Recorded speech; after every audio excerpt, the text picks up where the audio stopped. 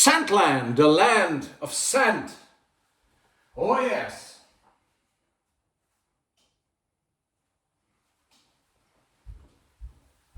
Hello and welcome. Hello and welcome. Hello and welcome everybody.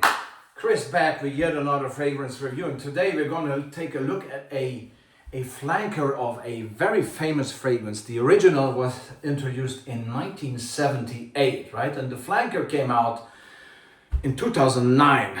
So both are actually around a long time ago, although I think that the flanker has been discontinued since. We are talking about Azzaro Pour Homme and its flanker. Today, the subject of this review, Azzaro Pour Homme Elixir. And it's the very same bottle, but it has this coloration that is very specific, and we're gonna come to that because it reminds me of something else.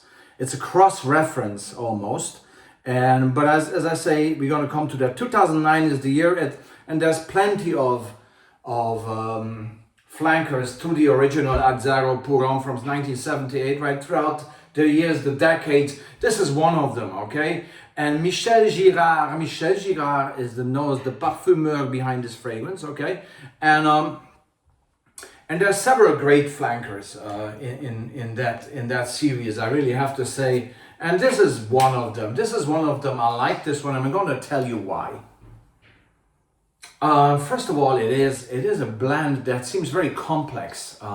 It's not your usual sort of, let's try to have a flanker out and, harvest the cash afterwards. They made some effort. That's obvious because Monsieur Michel Girard was involved here, okay? So they made sure that they get a parfumeur who knows what he is doing, okay? And so what we get here is a very interesting blend of 13 notes, okay? You can read it all up on Fragrantica. To me, the most obvious notes with this fragrance, there is a sweetness here. The sweetness comes mostly from vanilla and tonka bean.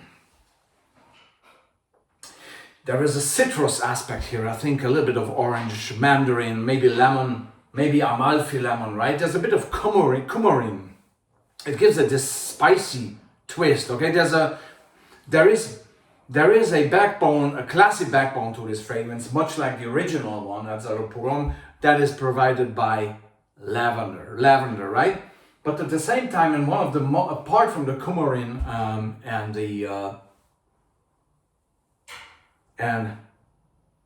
indeed a bit of oak moss maybe as well here, but the vanilla and the tonka bean and the lavender, there's one more. A note here that really gives this a special DNA, a special character, and that's benzoin, okay? And there's more to it. There's French labdanum, I think, or olibanum as well. It's a very complex blend.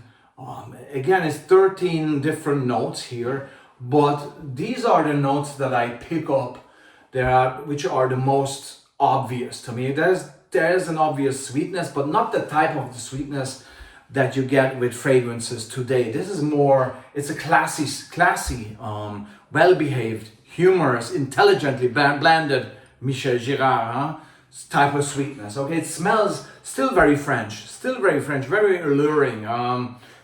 It's a good type of sweetness here, definitely. And maybe more nighttime, an evening dinner, or going to the opera, whatever. It's type of going to the Moulin Rouge in Paris, right? Something like that, okay? That type of sweetness. It's a bit dark, maybe.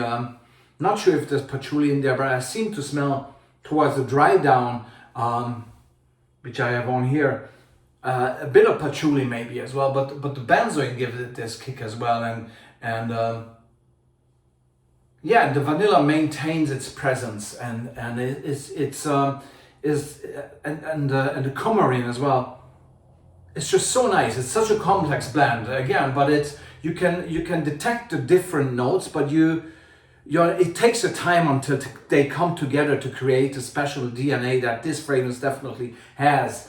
It has, and overall, I would say it's an aromatic, sweet, modern yet still a classy, great flanker of the original Azzaro Pour Homme. But from the original, I only detect the lavender base structure in here. It's a bit present here, but not that much. Okay, this is more sort of a standalone. It's a flanker. It's called Elixir. Okay, the Elixir, if you want. Okay, of the original. Is it? Well, it's a different take on a similar theme, I would say. So Azzaro Pour Homme Elixir is a modern day Azzaro Pour Homme. It didn't have obviously the success that the original one had, because the original one is still around. Elixir is gone by now. I think it's discontinued. It's not listed on the Azzaro Pour Homme or Azzaro Fragrance website. Okay, but it's still widely available. I think this is something for the guys 25 and above, evening wear, all year round. It's nothing for the summer heat, but it's not necessarily a signature fragrance. I think this is sort of a more sort of a special occasion fragrance, something that, again, a nighttime fragrance, something that you would wear for dinner or romantic occasions or a date, right? Let's say, and so it's that direction, okay? And last but not least, let's put all the notes and all the description I was trying to get across here aside, and I would, if it would be one particular action or word that I would need to describe this fragrance, and again, the coloration of both the bottle and the box are almost identical to Dr. Pepper, ladies and gentlemen. Dr. Pepper. And guess what? I'm a sucker for Dr. Pepper. I love Dr. Pepper. That's not 13. It says it's an authentic blend of 23 flavors. Okay, so these two are somehow related, with the only exception that in the original Dr. Pepper, the smell, when you open it, it's wonderful. I love it. And I love the smell of Azzaro Pour Homme Elixir. The only difference is the vanilla. But there are Dr. Peppers, I think, which have vanilla in them as well. The Dr. Pepper vanilla version, right?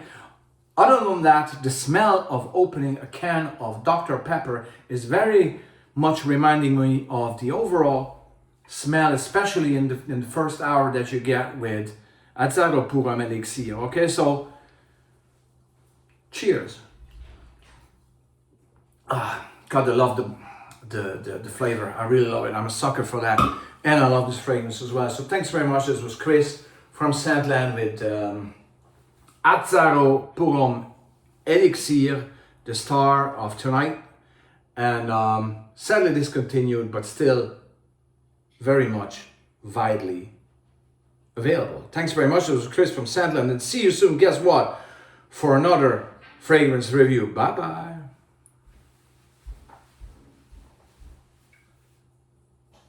Show is over.